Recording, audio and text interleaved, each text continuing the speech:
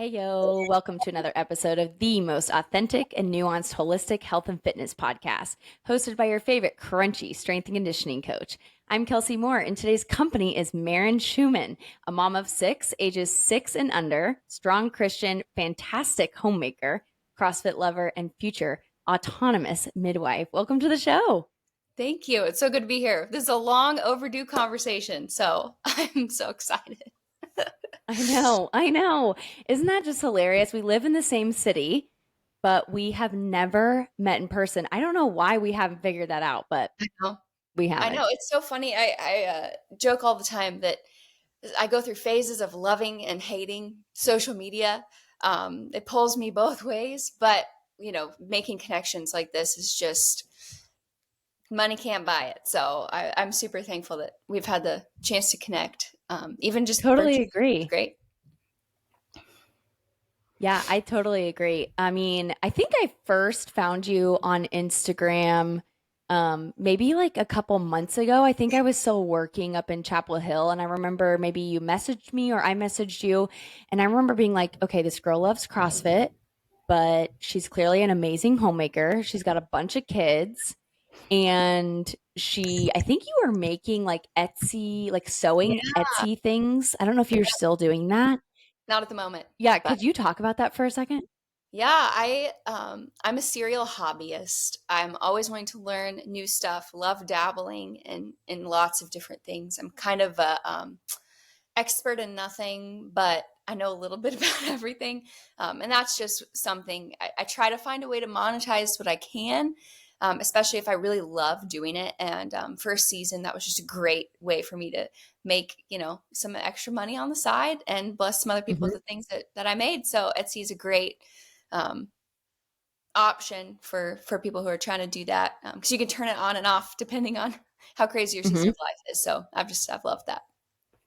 Yeah, could you like go over some of like the plates you're currently spinning? Like, and I want to touch on this. The reason why you're so intriguing to me, just real quick, is because I started kind of my coaching career was like kind of dabbling in CrossFit. I like love making sourdough bread. I have very strong convictions about motherhood and about being a homemaker and that being fulfilling. We're both Christians. And my Instagram name used to be Living Simple Learning Skills. I don't know if you Mhm. were around for that.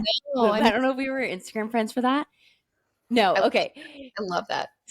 Yeah. So that just means that like I think we just connected on the skill part Yeah. because we just like learned so many different things. Yeah. I saw your message here. It does look like you're a little choppy too, the internet. Um, let's see, is it catching up? I can hear you now. You can hear me now. Okay. Yes. Maybe it's just like the bandwidth is too much. Hopefully not. Hopefully we can just keep going. Um, okay. Talk about all the plates you're spinning. Talk about how you got into like such strong convictions about like homeschooling your kids, which I think you homeschool your kids. I'm just making that Mhm. assumption. Um, your homemaking skills, like just give us broad spectrum and then we can like dabble down each of Okay. these things that you're interested in. Yeah. So, I guess it'd probably be good for me to start out the conversation with I love how you often use the word nuanced, because so much of life is, and we'll probably discuss a lot of like principles, as we chat here. And there are just so many there's principles and methods, right? So there's principles that apply across the board we use to make the decisions that we make, do the things that we do. But then there's a bunch of different applications of those principles. And then the methods can look totally different for a lot of different people. And so even me just like 5 years ago I saw the world very differently even than I do today. And I know that 5 years from now, I'm going to look back or 5 years from now, I'm going to have a way more mature and robust understanding of even the things that I'm going to talk about today. And so, I'm not going to be able to qualify everything that I say. So I just want to put it out there up front that like I know a lot of the stuff we're going to talk about is very nuanced and applied differently Hmm. for a lot of people. Um, but with that being said, Right now, I have 6 children, and I actually found out I'm pregnant with my seventh. Oh my gosh, So that congratulations. will be loading in the fall. Um, but my husband and I, that's something that when we were even in pre-engagement counseling, like we knew that was something that once we got married, we wanted to have kids and trust God with that process. And it was kind of, we haven't really done much of anything the same way that our peers have. And so just trusting that, okay, this is the path God has for us. So lots of kids. We had a season of pursuing foster care, and we were foster parents and ended up adopting our one and only foster placement, which was really cool because we said yes to a lot of different placements. Um, but it's like God had handpicked this one child that he knew was going to be in our family forever. And so that was kind of our story with that. We've done foster care and adoption. Um, and then right now, I just am starting to break into homeschooling. My oldest is 6. And so I'm really trying to figure out, go back to the roots of, I was public school educated all the way through, Mhm. did just very textbook, went right to college and did the career path type thing. But now I know, I don't necessarily want that exact same thing for my kids. In fact, I want something very different for them. No, looking back at what I felt like I missed out on. And so really honing in on backing up. And this is like the theme of my life right now is instead of just doing things the way that they've always been done or doing what everybody else is doing or doing what I have always thought I would do, being willing to step back and say, okay, why? And just asking the hard questions of, okay, what is my goal for me, for my kids, for our family? And is this actually going to get us to our goal? And so homeschooling just really fits that. But it's made me undo a lot of unlearning, a lot of undoing what I used to think was the best thing. And now reading new books and looking at new philosophies of educating based on what I believe. Oh, there's the baby. Sorry.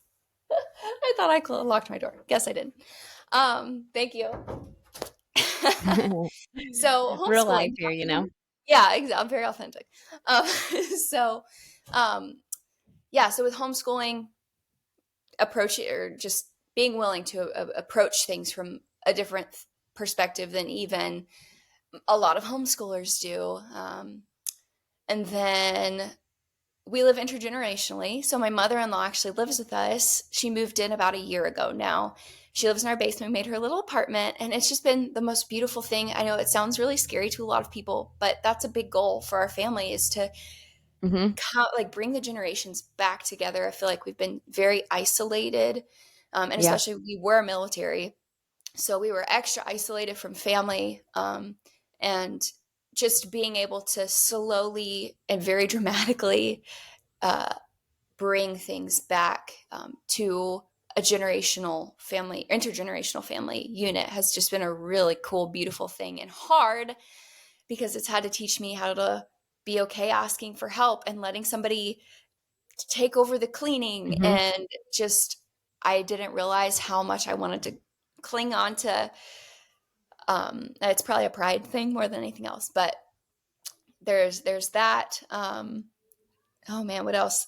We would love to homestead just like everybody else. We would love to eventually have more land than Sure. we do, but we're right now working on stewarding. We have just a little under an acre. So we're trying to steward that to the best of our ability. I'm learning how to garden, which is funny because I don't really like vegetables very much. We don't really eat a ton of them, but I'm Yeah. learning how to cook with them and just kind of learning how to grow the things that we do eat. And we have chickens and stuff like that. So um, we do have a very robust church life here too. We're very often together. I've never been part of a church like this before, but it's such a beautiful thing. Really, really doing life with other people, and so um, I'm constantly with a lot of my people, my family Mhm. from church, and we're doing a lot of that life together. And hopefully our long-term vision is to learn how to live more communally even within families. So it's not just like even intergenerational Mhm. living, but also having other families living in close quarters and learning how to do life together. So those are probably the main. Oh, and then the midwifery. It's hard to call myself necessarily like to or to say that I'm going to be a midwife, because I think what a lot of people, they think of a certified nurse midwife, and that's not what I'm going to Mhm. be. I think my vision for it is very unusual and potentially somewhat unprecedented. But Mhm. my goal is to just empower, to gain as much knowledge as I can Mhm. um, from the course. It's about a year-long course right now, and we're in our third month. But to gain as much knowledge as I can to empower couples to be able to take Mhm. responsibility of their pregnancy and their birth and postpartum in such a way that they're supported, but they are not rigidly stuck to either my certification or hospital protocol XYZ, but Mhm. where truly I can educate them and say, okay, this thing has come up. Um, Here's a pro, here's a con, here's an intervention we could do, here's what I think will happen Yeah. if we don't, and you get to pick, and I'm going to support you regardless. Like there's nothing that I'm going to say I'm not going to take care of you anymore because of this, that, or the other that happens. Yeah.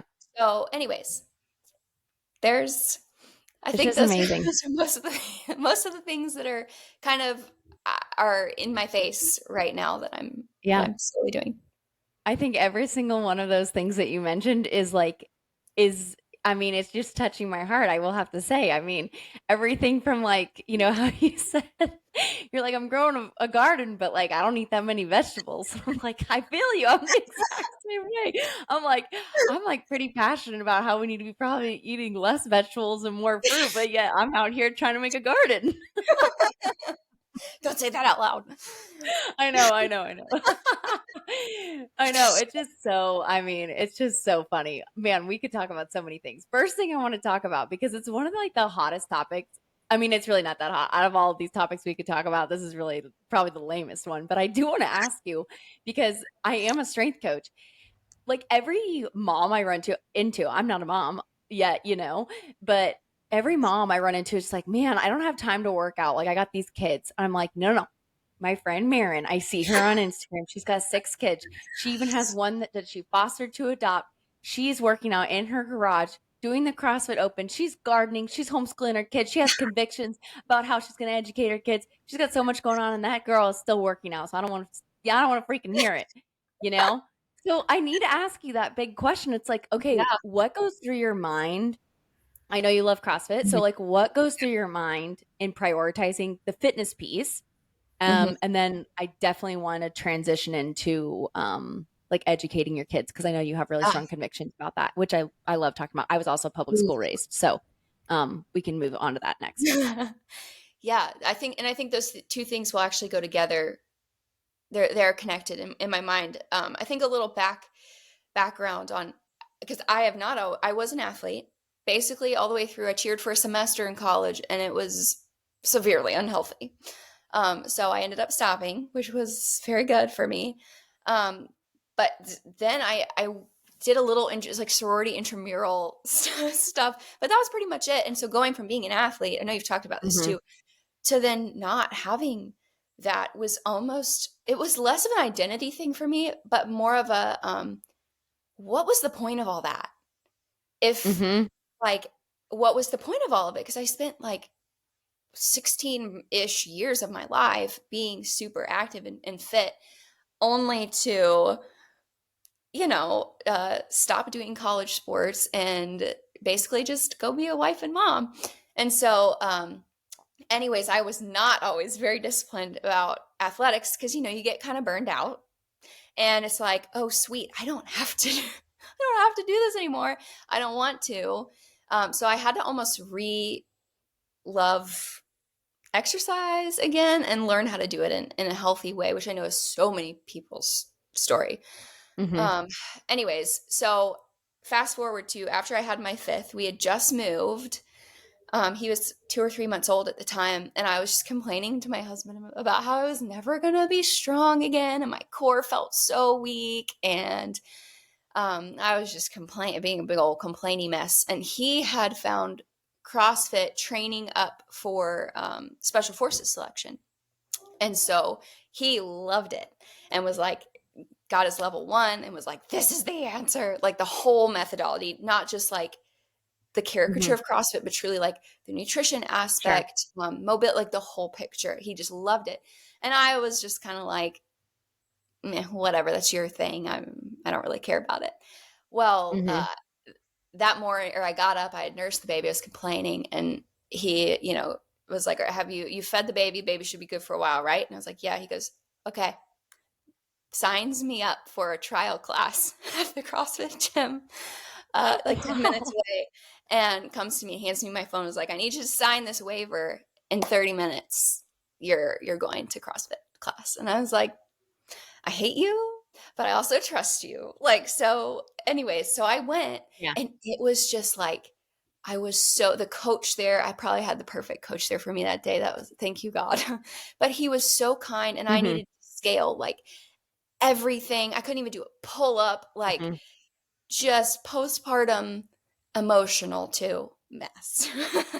And he was so kind and guiding me, and I just fell in love with Mhm. it. And so seeing how quickly, giving me a way to put my mind to something and see progress, I think is so key. And that's something that I always recommend to people is, Mhm. um, pick something. And that's what's so great about strength training is you see a difference. A lot of time, if you're using actual weights, you see a difference in numbers, but you feel different. You feel Mhm. stronger, and you can see that difference. Whereas when you're only working out for like aesthetic purposes, you're measuring everything and you're weighing everything. Mhm. And whereas when it's for Mhm. strength and skill, you can feel that you see a difference too sometimes, but you can really feel that difference. And it's Mhm. so motivating.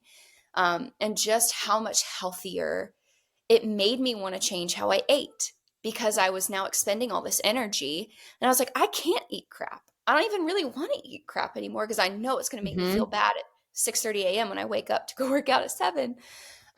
So it was just this slow, big transition. And then I made a lot of progress really fast, which was very motivating. Um, and I would say that the big motivation for me now is, first of all, the physical changes, not only being stronger, but I really do like how I look. This is probably the first time in my life that I'm super content with. I feel very strong, and I'm very proud to be where I'm at after having 6 kids. And Mhm. I'm super thankful to be where I'm at physically. And I know that Mhm. that a lot of that is just a big blessing from the Lord. But it has taken a lot of hard work and a lot of discipline too. Um, but my pregnancy with my sixth was the first time that I was ever active in a pregnancy besides just walking. Um, and so it was also the first, coincidentally, the first time I didn't hardly have any morning sickness. I felt really great. And so I Interesting. was coming off of 3 months of pretty intensive nutrition coaching as well, where I was eating a ton Mhm. of protein and more calories than I'd ever eaten in my life, and going into a pregnancy Yeah. and feeling 100% different than I had with any of the others. I was like, Mhm. wow, that tells me something, because I've had all these pregnancies before and now I feel very different. So that has been a huge motivator in knowing that I'm going to feel different. Even if I don't feel great, it's Mhm. still worth it to get up, get moving, keep eating the protein. Right now I'm chugging a protein drink before I go to bed at night, so that way it can, Mhm. slow release overnight. And then I wake up and chug another one to keep my protein intake up. And I think that has helped so much. But um, I will also say different seasons have looked different, things have been appropriate in different seasons. So one thing I've learned about myself Mhm. personally is when I'm up nursing a baby, at night, I can function on way less sleep, like 6 hours of sleep, and feel okay. I can get up. I was getting up at 4 and going to the gym at 5 and going to CrossFit class at 5 while my Mhm. most recent baby was from 6 weeks till she was about 9 months old. And once she started sleeping more at night, or I was only feeding her once, maybe once at night, my body all of a sudden went into overdrive and was like, oh, I can sleep again. And I could not drag myself out of my bed to save my life. Mhm. And so learning how to be okay with, all right, it's time to shift. My body now, we're not functioning on 6 hours I of like sleep that. anymore. We need our 8 to 10 again. And that's okay. And so instead of trying to force myself into that, no, you're going to be disciplined and you're going to get up at 4 a.m., even though you, Mhm. your things are different physiologically, hormonally, everything's different now. Learning how to Mhm. say at what point is it time to shift? And it's not a discipline issue. It's a legitimate, like, I'm not being lazy. It's time to shift. Yeah. So being able to discern that in yourself, I feel like is so important. But right now, what works is my mother-in-law can help Yeah. manage the kids for about an hour in the afternoons, most afternoons. So that's when I can go to the garage. Um, and I'm very extrinsically motivated, which makes it hard for me to work out in the garage. Um, I wish Mhm. my husband can just drill himself into the ground and do the hardest workout ever by himself. Doesn't bother him, but for me, I'm like, I'm 2 rounds into this. This is hard. Why am I doing this? I don't want to do this anymore, and I'll just quit. Yeah. Which is why a Yeah. class or having a coach really helps me because you can't quit when someone's standing right there staring at you, telling you to keep going. So I Exactly. feel like knowing that about myself, I'm not so much in a season of trying to physically get really strong, but we're working up here now, and learning how to motivate myself from more of an internal place, I guess. But just knowing that I can carry my Yeah. 4-year-old twins on each hip and walk up and down the stairs and barely be winded when I get to the top, that's what I'm looking for. So I used to joke that, I'm holding kids all day. I don't need to work out. And then once I started working out, I was like, oh my goodness, I'm so much more functional. I need to work out so I can hold and play with these Yeah. kids all day. So it was a little backwards for me. But um, I don't know if you have any questions about that or anywhere else you want to take that conversation. Yeah, no, it's just man, it's just amazing. You're just speaking my language. I think the first thing that kind of resonated with me was when you talked about CrossFit. And in my traditional strength and conditioning world that I work in, it's very easy to, you know, go after CrossFit because a lot of people are like it's unsafe. It's so high volume, blah blah blah, right? It's every CrossFitter hears it. I get it. Whatever side you're on, you always hear it, We've all right? heard it. But we've all heard it, exactly. But the reality is even as a coach that works in regular strength conditioning, the scaling and regression learning that I got from like that I have now as a coach is from CrossFit. Hmm. Because even in my traditional strength and conditioning education and all of my practicums and all of my internships at college athletics and all of these different places, they don't teach like young interns how to properly regress people. Hmm. And if they do, it's only for that small population of like college athletics or, just whoever you're working with, which is usually in the college setting. Hmm. But in CrossFit, they do such a good job at not only the community aspect. Like I am always constantly trying to push moms into the CrossFit world. If you can find a good box that has good coaching, they Yeah. will scale and regress things for you so well that no other organization out there will probably do for you just as good. And so I'm always a proponent for that, for sure. Yeah. The second thing that I love that you said was like it's a shift in mindset, and you have to have the discernment to make that for yourself. Hmm. And I think that comes with maturity. I think that comes with security in knowing that, your body image should be a reflection of how Christ sees you, Mm. not how you just see yourself or how the world sees you. Yeah. But if you're just blown with the wind, then you're not going to have the discernment to make those shifts for yourself and saying, okay, I could function off of 6 hours, but I really need my 8. Let's discern this shift in my habits and in my daily rhythms so I can make that feasible. Um, and I just thought that was so smart because I think so many women are like all or nothing. And I'm like, if you live in all or nothing, then at some point you're believing you can be perfect. And if you believe Yeah. you can be perfect, then you don't understand the gospel to its Yeah. core, which is you're not perfect. We're going to have to make some adjustments, you know? Yeah. And that's something that I've had such a hard time with in general in life is, and this will get into the to the education piece, Hmm. if you're ready to go there. Yeah, Um, absolutely. We can kind of move just like there. that all or nothing mindset. That my goal has always kind of been to, and it's only the past couple years I've really been able to see this in myself and make some shifts. But my goal has always been, let's find the thing that works, and then it's got to be the thing that works forever. And so whether that is Hmm. what time I worked out in the morning, or whether that was our bedtime routine with the kids, I was constantly in pursuit of like the one right thing that worked. And I've just had to learn that everything is this adaptation, or it's just, everything has to be adaptive. And the goal, Hmm. I take these homemaking courses. It's called Simply Convivial with this lady named Misty, and she's amazing. Um, a shameless plug for Simply Convivial, but her big thing is That's awesome. I'll have to iterating. tag it. So we're constantly doing different iterations. Again, principles and methods. We have our principles and we have our big goal, like big life. Who do we want to be one day? And we're our iterations of the things that we do shift along the Hmm. way.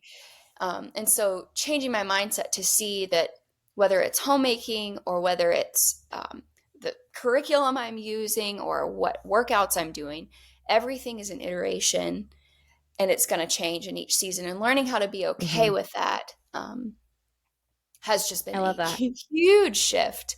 Um, and with education specifically, I think that idea, that desire to find the one right thing, um, Hmm. whether it was the system's fault or just my personality, the public school education that I grew up in was very, because I grew up in a very affluent area where it was like, your goal in life is to get into the best college possible. Like that, get the Yeah. highest SAT score, highest ACT score, do as many APs classes as you possibly can. Like that's your goal. Um, and so I think it kind of stems from growing up, doing an entire childhood really in that environment where there was one right answer. And then there, we have the rubric. I've always joked, like, I wish life like had a rubric where it's like you get a 5 if your project Yeah. looks like this. If you have this many facts, you're all you have to do to get the best grade is have this many facts and talk about this many things, and just kind of idiot proof, like here's how to get it, just silver spoon in your mouth, Yeah. there you go. And life is Hmm. not like that at all, as everybody knows.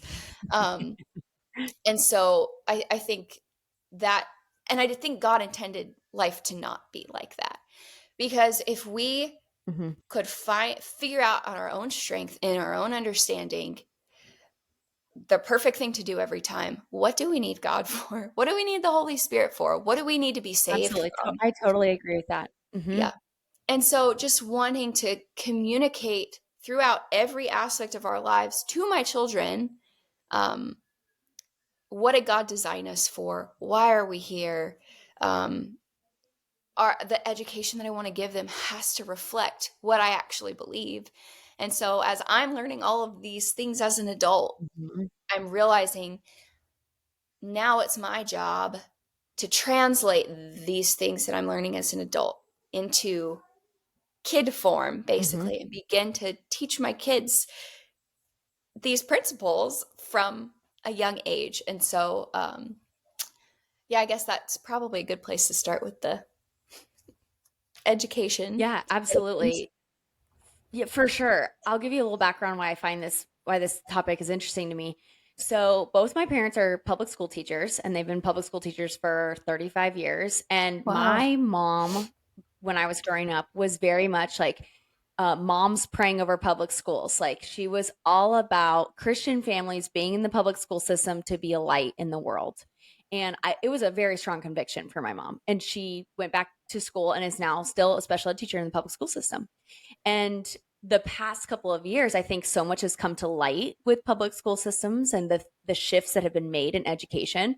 And, to be fair, my parents, their entire retirement is wrapped up in the public school system. It's not like they can just immediately leave. Like that would be a bigger choice for them to make.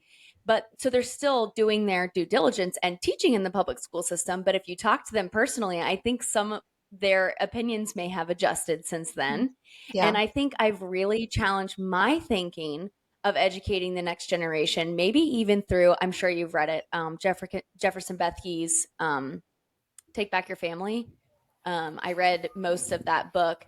And he basically is talking about this concept in like American culture where we basically send our kids off to the public school system, hoping that the government will educate our children appropriately. And then once our children are out of the public school system, then we hope they go to college.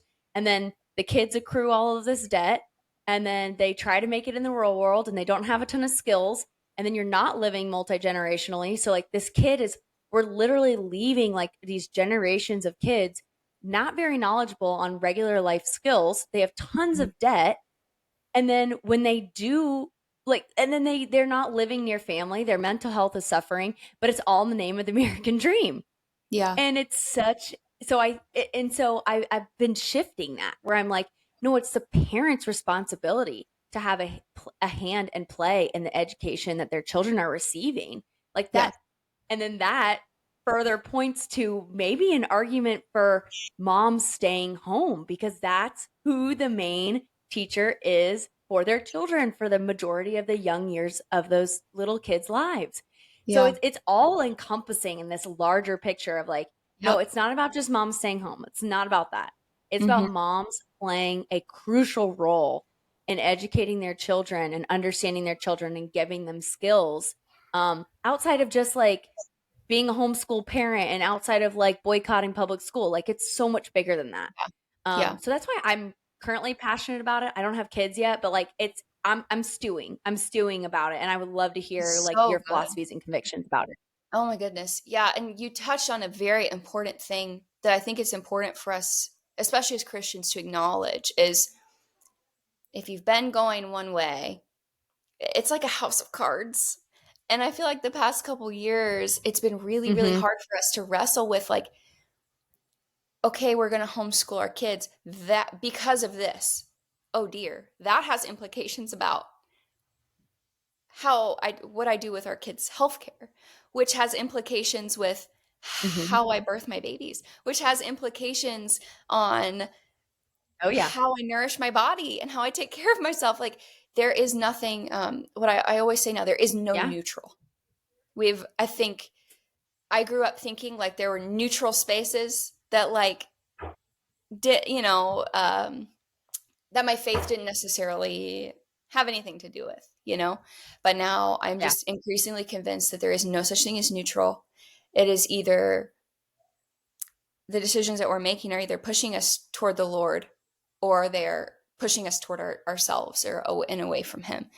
And so being willing to let the house of cards of previous or past assumptions and understandings, being willing to let it Hmm. topple and being willing to just lay it at the feet of Christ and say, look, I thought I knew what I was doing. I thought I had an understanding of all of these things. And it turns out I really don't. And it's scary. Please give me wisdom. And it says, the fear of the Lord is the beginning of wisdom. I think it's Proverbs 9 something. But the fear of the Lord is the beginning of wisdom. And so he's so faithful. And James 1 says, um, if any of you lacks wisdom, let him ask God, who gives generously to all without reproach, and it will be given him. So it's like all you have to do is ask him for wisdom. And especially over the past 3 years, we've had very, very, very hard things, hard decisions to have to make in pretty much every area of our life. And we've had to make so many dramatic shifts. And we've had to ask God for wisdom. And it's come out of nowhere, like relationships that he just brought into our life, excuse me, that we would have otherwise never had connection to, um, or just whether it's people or random things we've seen online that led us to this book, that led us to this person, Anyways, it's just been so cool Mhm. to see how faithful he is to when we are willing to open our hands up and let go of the things that we thought we knew and we thought we had an understanding of. He's so faithful to like fill in those gaps and continue to guide us and give us actual wisdom, that is rooted in the fear of the Lord Mhm. and not in worldly wisdom. But with that being said, right now my approach to homeschooling is pretty, I would say, gentle, because well, it's not what I thought I was going to be doing. My 6-year-old is Yeah. classic firstborn. I am a classic firstborn, so I pretty much had an idea of what we would be doing, in kindergarten. And thankfully, my friends here that I've made here have taken a very different approach to homeschooling. I was homeschooled for 2 years in the kind of third and fourth grade, and Okay. but it was very much just like public school at home. So it wasn't a different structure. It was just pretty much the same content, but Mhm. just at home and self-paced, which was very nice because I was a competitive gymnast at the time. But anyways, so real learning from my friends here that hey, homeschooling does not have to be and really should not be school at home, just at home. And so pointed me, I started reading some books on Charlotte Mason's education philosophy. And I really appreciate her perspective because she is a Christian. And she actually never had children and was never married. But I love that God used a single Wow. woman to just totally revolutionize what education, what kind of Mhm. what education was being done, because she could just so clearly see. She didn't have like the mom blinders on. um and so it's such a beautiful thing to read her philosophies on education. But um anyways, as I've studied that, she is like, I was ready to start at like age 3. I was like, okay, let's get our flashcards, let's make Yeah. macaroni A's. And I was ready to go. Um, but then I had my twins, and so I had 4 under 3 for a little while. And Oh I my realized I gosh. can't do I was macaroni gonna egg. say. Like, this ain't gonna happen. We're not going foraging for feathers to hot glue to a piece of paper. Like, it's it's not gonna happen. So Yeah. I quickly realized, oh dear. And by God's grace, I was like, I'm going to have to figure something else out. Like, this standard Mhm. traditional thing that I thought I was going to be doing for education is just not going to work for us, because I have too many little kids to care for. And so Charlotte Mason says, do not start any kind of like formal education until a kid is at least 6 years old. And I was like, oh, what? Interesting. 6 years old? They're going to miss out on so much.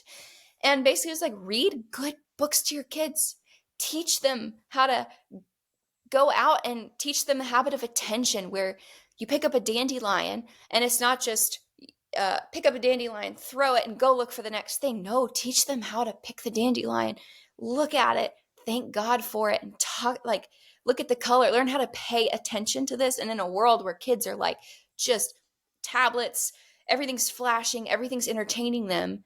Yeah. They don't really have to pay much attention to anything at all. Um, Everything's so passive. Spending those early years teaching, reading good books to my kids, framing, because stories, God created us to learn through stories. And um, you learn beauty, and you learn, it's just this, it feels pretty passive. It's like a feast that you're setting before your kids, and these, in good literature, good stories, like, they know who the villain is. They know who, that it's just innate. And it's so cool to see them Yeah. processing even like a fairy tale. Anyways, but it has just been so beautiful and almost redemptive for me to get to go back and now be reading these books. Like, we're not going through a book on that has a picture of a bird with facts about the bird, or a picture of a flower, and okay, what flower is that, and what's its genus and species name, and that kind of like very Mhm. factual stuff.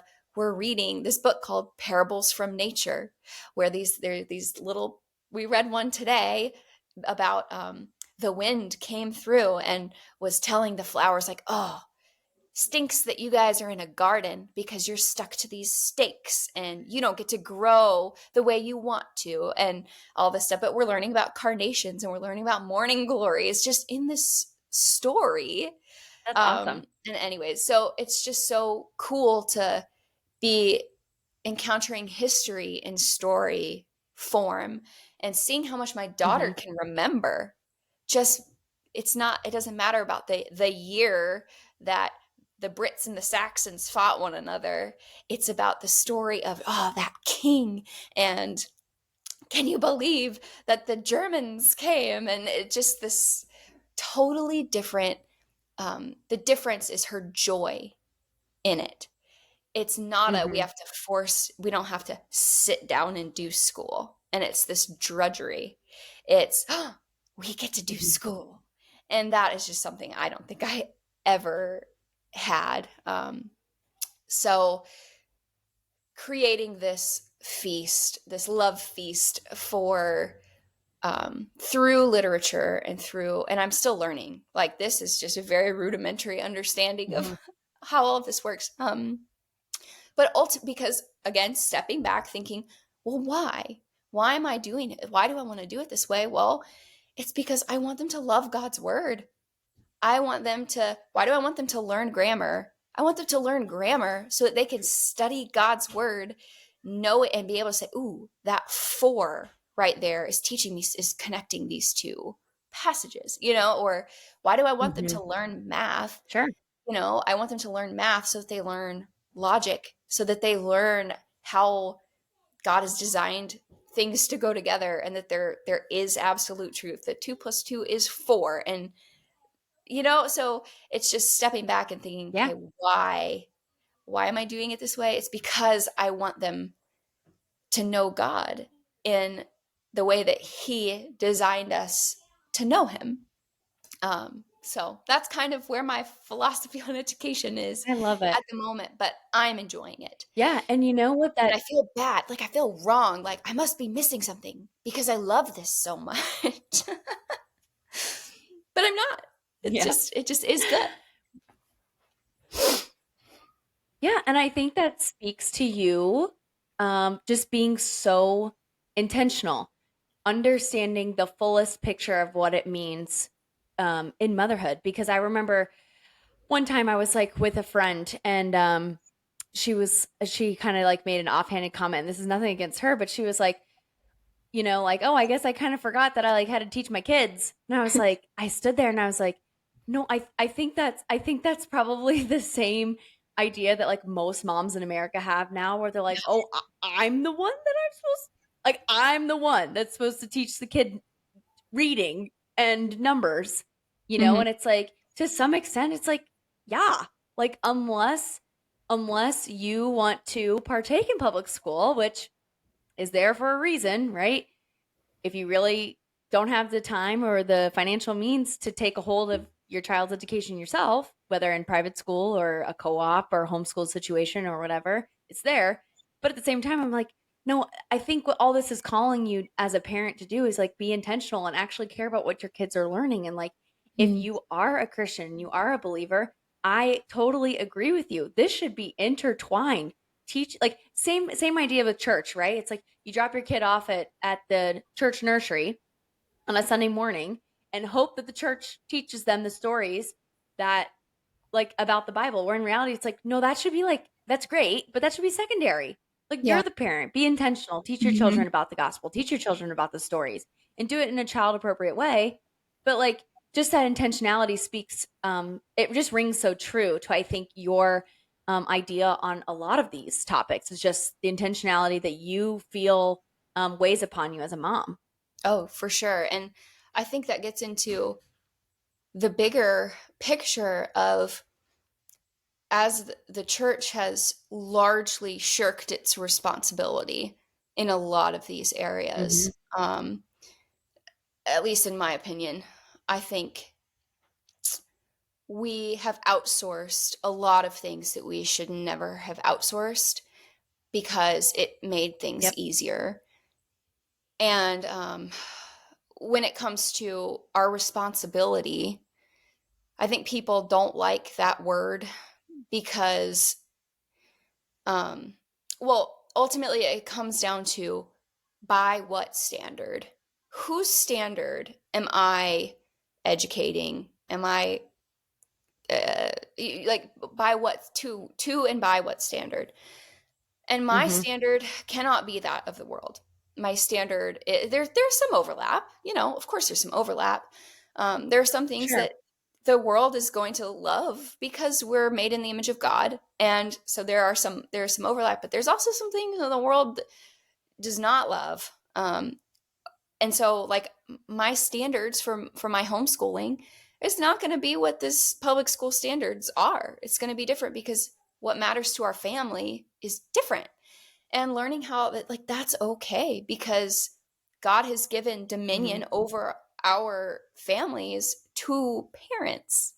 And so learning how to take back that responsibility in all of these areas of life, like I was Mhm. saying earlier, it's kind of a house of cards. You realize, oh, if I take back responsibility Yeah. here, that means I'm responsible here and here and here.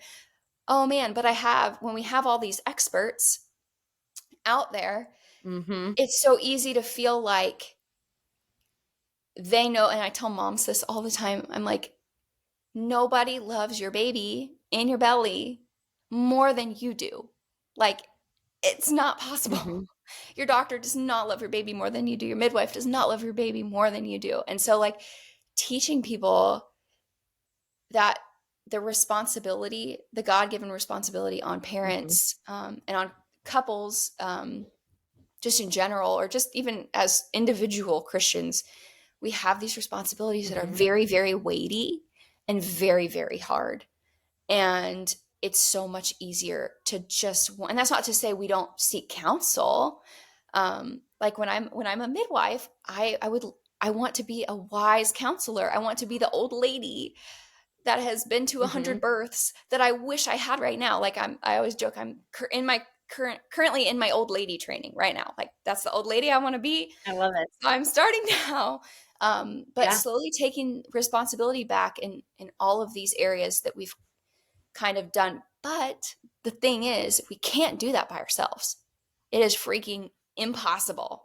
And that's why I say Mhm. the church has kind of shirked its responsibility because I can't do this by myself. Like, if I did not have the Mhm. church community that I have, I could not educate my kids the way I'm educating my kids. My mother in law didn't live in my basement. There's a lot of stuff I wouldn't be able to do. And so I think there's a double edged sword Yeah. here, or not a sword, but two sides here where one, recognizing if you don't have all this support, like it seems like I can do all this stuff, but it's because I'm so supported. Um, Yeah. there's a little bit of like, I hate this is so overused, but like give yourself some grace. Like there is something to Yeah. be said for getting back in community. I feel like the way we were designed to live in community is how these things will be able to change for families, for mothers. But also on the other side, seeing that it is possible and it's just hard. you just kind of have to, you just Mhm. kind of have to do it. But Yeah.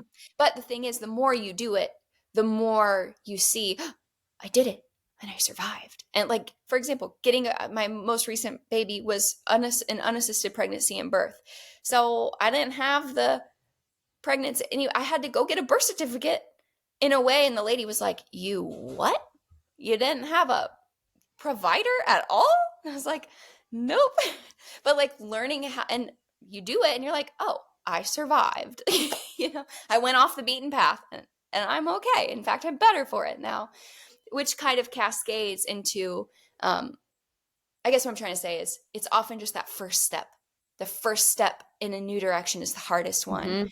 but then once you see you survive and everything's okay, it makes it easier and Yeah. easier to start taking steps, not only down the road, but also in other areas of life. And um, Mhm. yeah.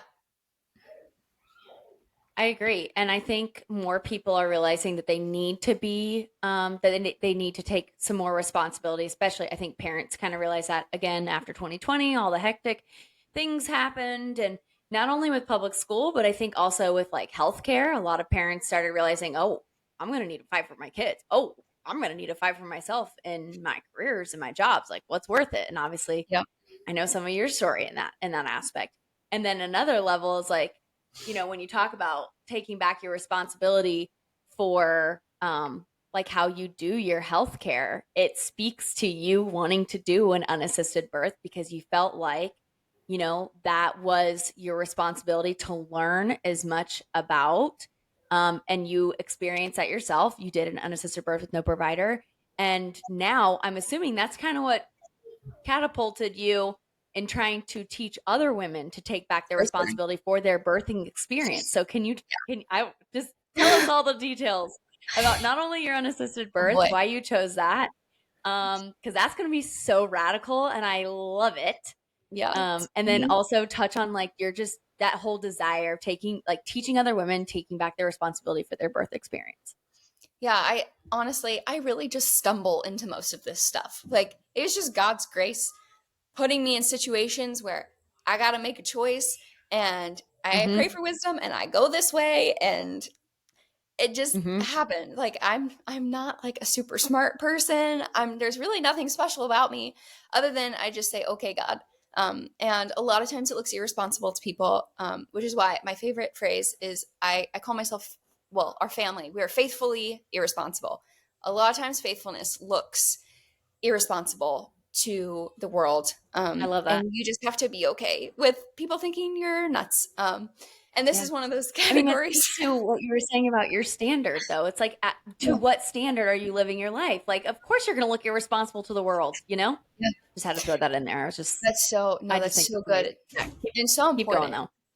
Um, I think for me, I'd had fine births in the hospital. One was not so fine, but I'd had fine births, like nothing overly traumatic or anything. A lot of people have a really horrible experience and then like go away the other direction because they had a horrible traumatic experience. And that wasn't really my case. Hmm.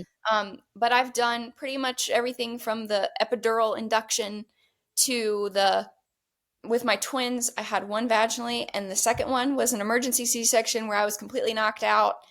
To then having a unassisted pregnancy and birth, like I've kind of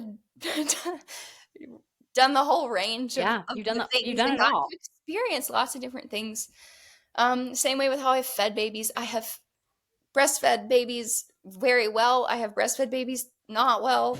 I've done formula with my adopted son. I've done a combination with the twins. Like, so I feel like when you talk about these kinds of things, it can be very like tender to people.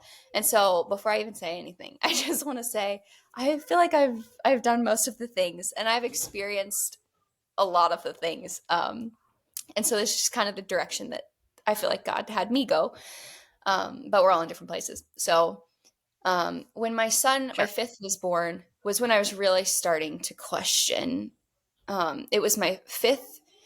Anyways, all of my pregnancies have been very highly monitored because of I get the second trimester blood work done, and it always indicates a placental insufficiency. There's some marker in there which is basically like, oh no, your placenta might not be any good. So they ultrasound you every 3 weeks and then pretty much every week for the final trimester. And it was extremely stressful. Every week I would Hmm. go in basically not knowing, is the baby going to have to come out? I don't know. My husband was deployed for two of my pregnancies. So it was just like I felt by myself and it was very stressful. And then by the time I got to the fifth child, I was like, and everything was always fine. Like I always had to be induced at 39 weeks because that was the protocol with my high risk diagnosis was, well, we induce you at 39 weeks. And one time the doctor, I was like, well, if everything's fine and can you just keep monitoring me until I naturally go into labor? And she told me, I don't want your baby to die. And I was like, okay, sign me up for the induction. I don't want my baby to die either. But I finally just Wow, kind what of a got thing to sick of, say. I know, the like emotional manipulation. And I don't think they realized they were doing that, but Holy that was Toledo. just really what I was tired of having Yeah. stressful pregnancies. And I began to wonder by the time it took 5 kids, but finally started wondering like, maybe I just have small babies. Cause Hmm. that was the thing, was my babies were always tracking on the small side. Um, and now I'm like, I think I'd probably just have small babies, maybe if everything ends up being okay. And I was considering doing a home birth with my fifth because my friends at that duty station had, I think 3 of them had done a home birth within a couple months before me. And I was like, oh, if they can do it, maybe I can do it and not have to deal with all this crap anymore. Because I just felt like I was fighting them Yeah. every step of the way. And I was fighting for a Yeah. VBAC at that point. And I was just like, Yeah. I'm so tired of fighting. I just want to enjoy my pregnancy. And I felt like I couldn't, but because we were military at the time, it was free. And I've realized, man, I've Yep. made so many compromises and what like I thought was best just based on like whether or not something was easy or free. Like picking the easier thing or I picking the free I was thing. gonna say, I don't want to interrupt you. No, go for it. Sorry, I know the internet's a little bit more choppy, but I was gonna say that on a personal note, I run into that myself. Like if I think about my future children, future birth experiences, like I have to reckon with the cost, which I would love to if you would be willing to dabble in like what things have cost you. Yeah. But because we're military, we obviously have TRICARE Select, and it's like, Mhm. well, I could just have my babies for free, and it's I like, know.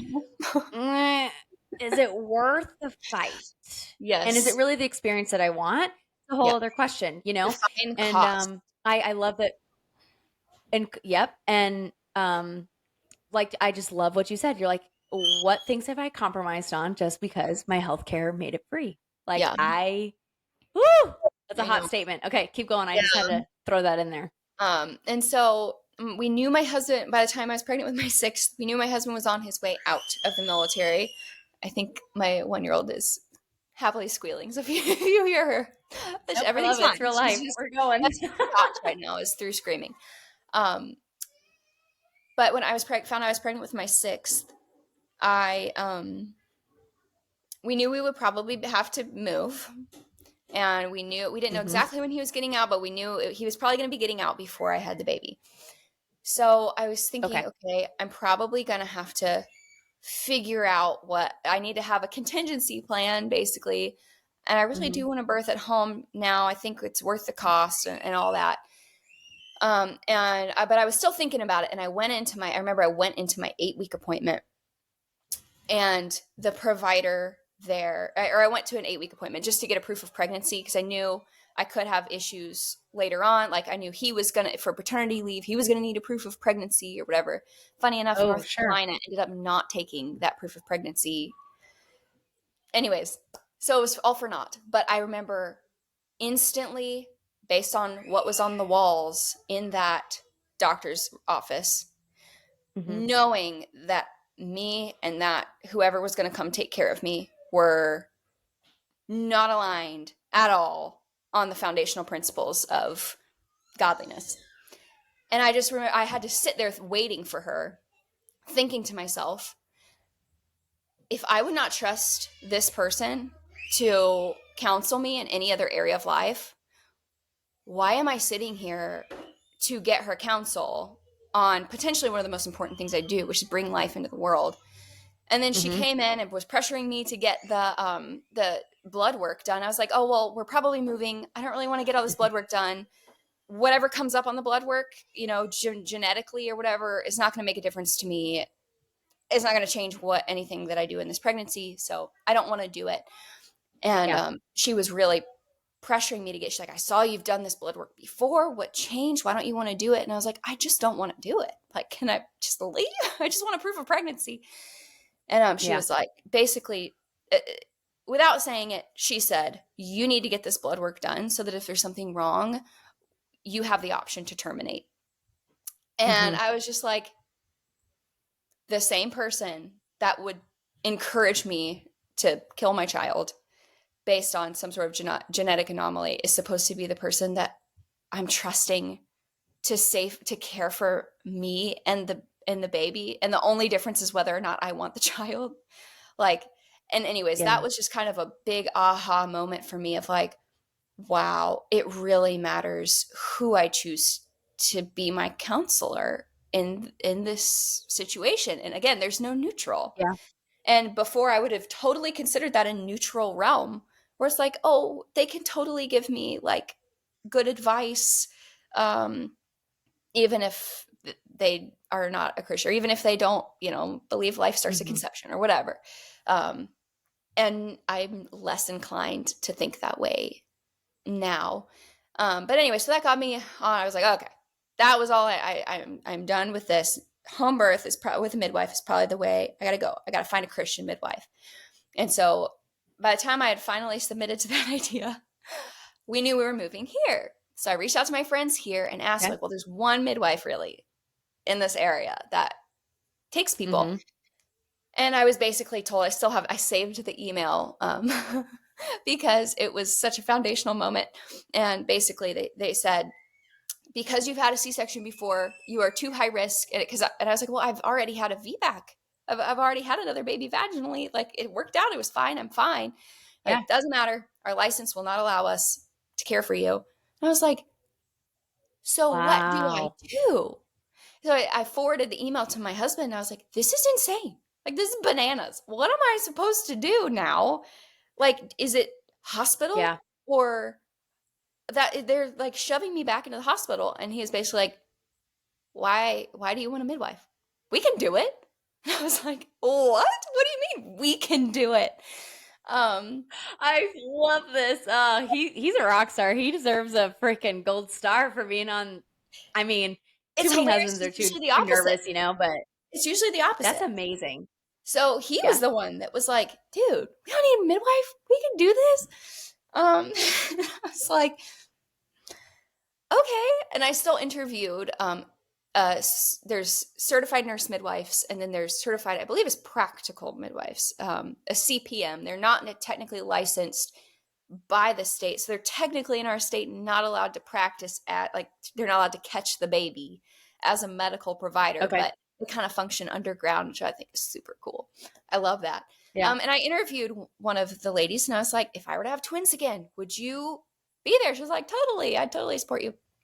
I've anyways, so I interviewed her, and again, my husband was like, why are we paying a stranger thousands of dollars for you to still have Mhm. to drive an hour and a half to go to these appointments that you don't want to go to, and then for you Yeah. to not want to call her when it's time to birth because you don't really want her there? Like, why do you want this? And ultimately it came down to, just in case.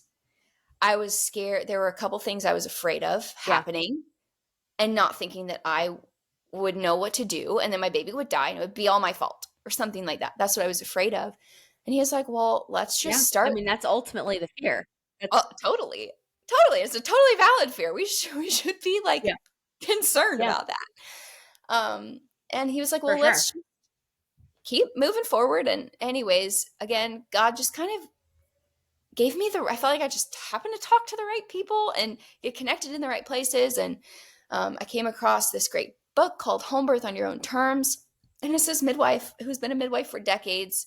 Um, and she basically wrote a manual for people on how to birth unassisted, and just just laid out all of the things, like, here are all your complications in pregnancy, labor, in birth, postpartum. And I was like, oh my goodness, I can look up Mhm. hemorrhage and see what actually is a hemorrhage. Like, you throw that word out there and it sounds so scary. Like, oh my goodness, you just bleed out and Mhm. die in 2 minutes. But it's like, no, Mhm. there are things you can do. And even in the book, it's not like, if you lose this much blood, you instantly call the ambulance. It's like, how does mom feel? Is she woozy? It's just like all these logical things that you think through first before it's like 500 Yeah. cc's of blood, call the hospital, we're transferring, which most Yeah. licensed midwives have to do to protect their license. It's like, some women can handle more blood loss than others, and here's how you can kind of judge where you're at if you're bleeding a lot. And it's like, oh my goodness, it's just, anyways, it just like kept lightening the load on me of thinking like, Mhm. I can manage so many of these things. And so anyways, we just, eventually I wasn't afraid of anything anymore. And ultimately, this has probably been was my most spiritual birth experience, because I think in all my other pregnancies, like, of course I would pray for my baby, and I would pray for a healthy delivery, Mhm. but I Mhm. felt like it was guaranteed almost, because I'd hired all of these experts to basically do it for me. And I was praying so much desperately surrendering to the Lord every single day, of just scared, or you wake up in the middle of the night thinking about those random terrible things that could happen, and just constantly having to surrender Yeah. to the Lord. And it was so good for me spiritually to get to that point where God was like, do you really trust me? Like, do you really trust me in this? And it was just the most beautiful 3-hour labor with my husband. My daughter got to come down, and got to show her the placenta, Amazing. and she helped cut the cord, and just having her there. And I think it was so beautiful because I didn't even have to worry about, when do I call the midwife? And no, I don't want you putting the Hmm. Doppler on my belly. And no, I don't want to get out of the tub so that you can measure my blood loss. And I didn't have to deal with a Yeah. lot of the things that can interfere. And so, Hmm. I think that my labor and delivery is the first time I've naturally gone into labor after it was my Wow. sixth child. So there was even that My first goodness. there for me too. That was kind of weird, but that is what's made me so passionate about seeing God designed our bodies to work Hmm. this way. We ought to be supporting how He designed it, as opposed to trying to manipulate it based on what we Hmm. want, or what anyways, I just think it's a beautiful thing to get to come Yeah. alongside God's design and steward it that way. Um, Hmm. but unless you believe that there is an intelligent creator who has created our bodies for a purpose with a design, then everything has to be manipulated. Everything has to be like, we are our savior, like humans are the we're the saviors Yeah. of all of these bajillion things that can go wrong, instead of the peace that comes with recognizing, there are great skills to have, there are great things to know, there are some good interventions, but primarily it works best when we're just submitted to how God designed things to naturally work. Yeah. Man, okay, I'm gonna ask the big question that like everybody wants to know is like, is this legal? One, and like how would my head is like, how could they enforce that? You know what I mean? It's like you can pretty Yes. much do anything inside your own house. So like, let me Yeah. ask you, one, just like up front, is it legal? And Totally legal. two, All states. um, totally legal. Yep. Okay, and then in regards to like logistics of like your like a birth certificate and like paternity leave and like maternity leave, like how like help me wrap my head around the legality and logistics of it. Like I'm not Yeah. going to ask you the scared questions of like what would you do if it, you know what the answer is? You go to the emergency room. Like I already know the answer to that. Like we got it, you know? Or you call 911 and EMS comes. Like I already know the answer. But talk to me about the legalities and the logistics Yeah. of what that looks like having an unassisted birth and not going through a provider. Yeah. So this also comes back to the whole community, living in community question, or I guess situation, that we're in these days. Is now, like, it's almost like you have to work within the system in order to do anything, it feels like. And so learning that Yeah. I actually don't. um, I even debated, do I want to get a birth certificate or not? And obviously we ended up doing that. Maybe 5 years down the road, I'll change my mind on that too. I don't know. But for now, Hmm. I'm fine with it. Um, and the state, like, they didn't really know what to do with me when I came to them and said, I had a baby at home. And they're like, all right, your midwife will take care of the paperwork. And I was like, I was my midwife. Like, what? So Yeah. I didn't have the appropriate proof of pregnancy. They have a very specific, like, thing that you have to have for the proof of pregnancy, and I didn't have anything like that. And obviously I couldn't go back in time and get it. Interesting. So it was funny, it was not the proof of birth, it was the proof of pregnancy, which, and I understand why all of this is in play, Yeah, because which you don't want people stealing babies, right? yeah, that's um interesting. so what I had to do was, I had seen other places. I'm in an unassisted birth Facebook page, and I had seen other people had been able to get notarized affidavits. So basically, a friend signs, Mm. notarized, like, I saw them pregnant. And there was a form online for How another county strange. in North Carolina that had a form for that. So I got that form and I basically told the state, this is what you're going to do for me. And they say, okay, well, we need two. We need two friends. No, one Oh my isn't good God. enough. And they have to be non-family members. So I had two friends from church sign off that they had seen me pregnant. And that was good enough. I got my birth certificate. So I have a friend currently right Wow. now in the process of her son needs a driver's license. Um, and their homeschool, they're like, we're not licensing our homeschool with the state. Like, it's none of your business. And so now they're navigating through, all right, how do we get a driver's license without that? Hmm. And you can do it. They did it. So it's just, you have, once you're willing to like go, and I was prepared to go to court. Like, that was what they were telling me I was going to have to do, was basically go before a judge Hmm. and to prove my pregnancy, which of course the judge can be like, I don't have time for this. um but anyway, so Yeah. that was, I had to be willing to do that, and I was.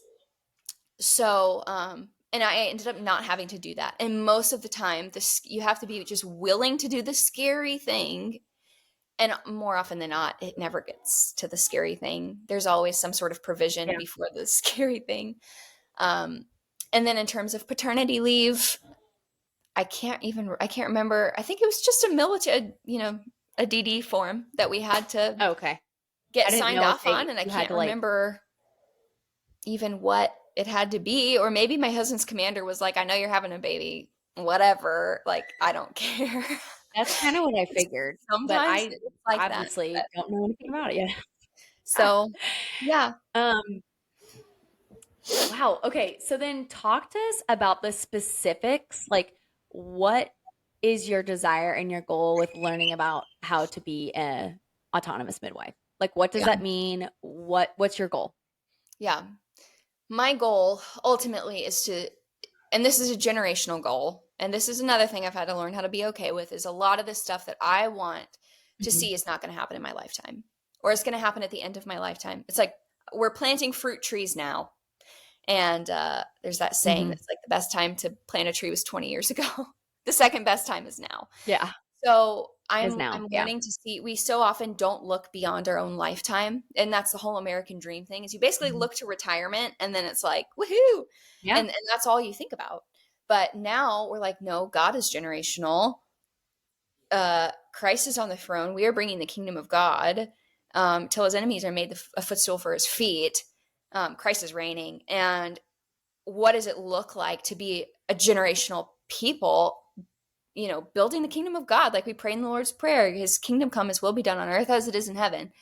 And part of that is I'm making plans for like a 500-year plan, And so I've had to be okay with, I'm in my lifetime, like with my friends right now, more than likely, I'm not going to be serving a majority of my friends, because um, it's just a very big shift for somebody to make that quickly.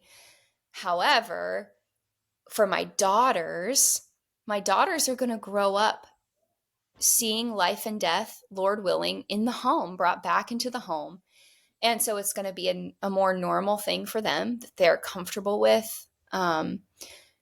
And I do think it's very ironic that the two things that are guaranteed in life, birth and death, we're like terrified to have at home. Like we just want to do both of those things away, like medicalize and get out of the home. Oh, But you're really, so right. I mean, that's kind of part of that multi-generational living. It's like that is part of the downside of the American dream is like all of our older generations are like just thrown in homes and thrown in hospitals where in this multi-generational idea it's like you're right, you bring life into your home and you kind of steward the end of your life and it should be in your home like with yeah, your family and like seeing the generations that you had an impact on in your home. Like yeah, that's the whole point, and that is the idea of like Jefferson Bethke in that book, basically yeah, saying so good.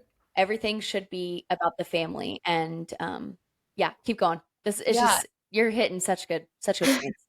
And so that's my vision, is ultimately that I want to get to a point where we don't have to outsource these sacred things anymore to strangers, because that's kind of what we have to do right now, because the older women in the church are not uh, particularly equipped, whether just with their own experience. I think if a woman who has had, Mhm. my friend who's had 5 home births, I would trust her to come take care of me more than some stranger who has a license. You know what I mean? And maybe that's just me, but that's Mhm. kind of where I'm at right now. And so, Lord willing, there will be a group of us by the time our daughters are having babies that are trained in emergency situations.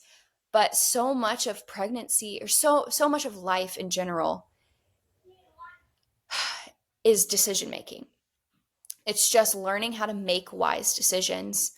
And I think as Mhm. Christian women, we are the most equipped people to make wise decisions because we have the Holy Spirit and we have the guidance of God's word. And so that Mhm. um, can be applied to every area of life. And so my vision is, as Mhm. I get this training, to be able to apply it not only to myself and to potentially some of my friends that are like my age that are still having babies, but also to the next generation.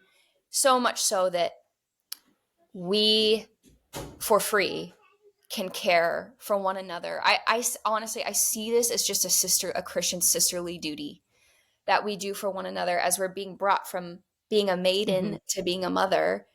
Our Christian sisters, the older, wiser women in the faith, should be the people crossing that threshold with us. Is how I kind of see it. Mhm. These are the women that I trust with every other aspect of my life. Why would I not include them in this? So the hope Mhm. is, because there are emergency things that are wise to, it's wise to know how to do neonatal resuscitation. It Mhm. is wise, if you're going to have a baby at home, to know what are signs of something is normal versus not normal, or is in the realm of normal versus we need trauma care, being able to Sure. have the wisdom to know that. Um, but also I think these things are much more spiritual than, or they are at least as spiritual as they are physical. And I think that's another thing that we don't realize a lot today, is we very much separate the physical and the spiritual. And I think they're a lot more intermingled than we will ever know. Mhm. It sounds a little woo woo, but I'm willing to go there because I've seen that in my own life. So, anyways, that's Mhm. my vision, is to basically be a wise, informed guide for my friends and their husbands as they bring babies into the world, and to do it for free, because I just Mhm. think that's something that we should be doing for each other. So, yeah. Oh, and I That's guess that kind of incredible. I gets mean, that is into incredible. I think licensure in general, which is, this is probably a whole other bunny trail. I probably shouldn't even say this. But licenses, when we functioned in community and it was based on relationship and trust, Joel Salatin talks about this a lot. He's like, I don't need to label my eggs as organic. I don't need to get that certification, because people can come to my farm and I can show them where the chickens are and I can show them what the chickens are eating. And Mhm. I don't need a organic stamp of approval for people to trust that I'm caring for my chickens well, because they can come see it, because relationship. But as we have neglected close relationship with, whether it's our food or our providers or whatever, even down to like the contractor that comes to work on our house, if it's the guy that goes to church with you, like, I don't really care if you have a license or not, because I'm gonna see you on Sunday and I know where you live. Like, you're not gonna scam me, because I'm gonna Yeah. come find you. You know what I mean? And so there's a little aspect of that Yeah. too when it comes, Yeah. why I'm okay not getting a license is, for one, um I'm not considering myself a medical provider, and I would never tell somebody like I am a medical provider, because I don't think birth is a medical event anyways. But I would not misrepresent myself in that way. But the other reason is, it's, I would just want to serve my friends. That's another big picture, is Oh. I want to serve within my personal community I don't want to be hired by somebody 2 hours away that I have to forge this relationship with in order for her to feel comfortable with me being like, at that point I feel like I'm an interference more than I am a help. Whereas with my friends who we know each other and Mhm. we already feel comfortable with each other, we're already like family, Mhm. that is a more comfortable person to come into one of the most intimate spaces possible. So that's just a little nugget on licensure and certification, and something I would just love to see change in the next couple generations is just where we bring everything closer to home and more into Mhm. relationship, where trust is the certification, relationship is the certification. So Yeah. I love it. Mairin, you are a force to be reckoned with, and I love it. And the fact that we probably live, I don't know, 5, 10 minutes from each other, we haven't hung out is just an abomination. I know we need to have you over for dinner.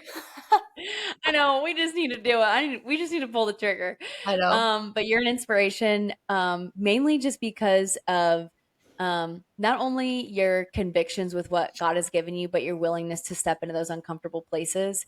And I have seen snippets of that on social media.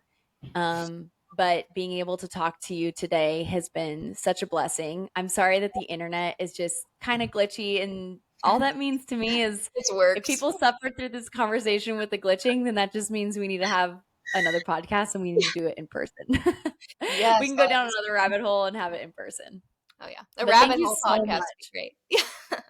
Yeah, Hmm. thank you so much for having me. It's been great to get Awesome. to chat Well, with thank you you so much and for all connect with of your somebody who sees the knowledge, your world willingness to come very today. similarly to me. And yeah, Oh man, it's really life is starting to fun cut when you out do the now. weird thing.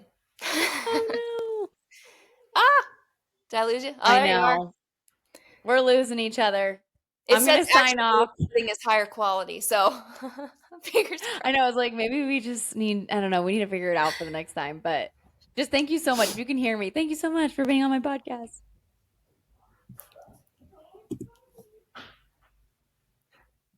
All right, I think we're done. Hello. I I think was he's gonna say I'm telling gonna us we're sign off. done. Okay, we gotta go because it's getting worse. Bye. Bye.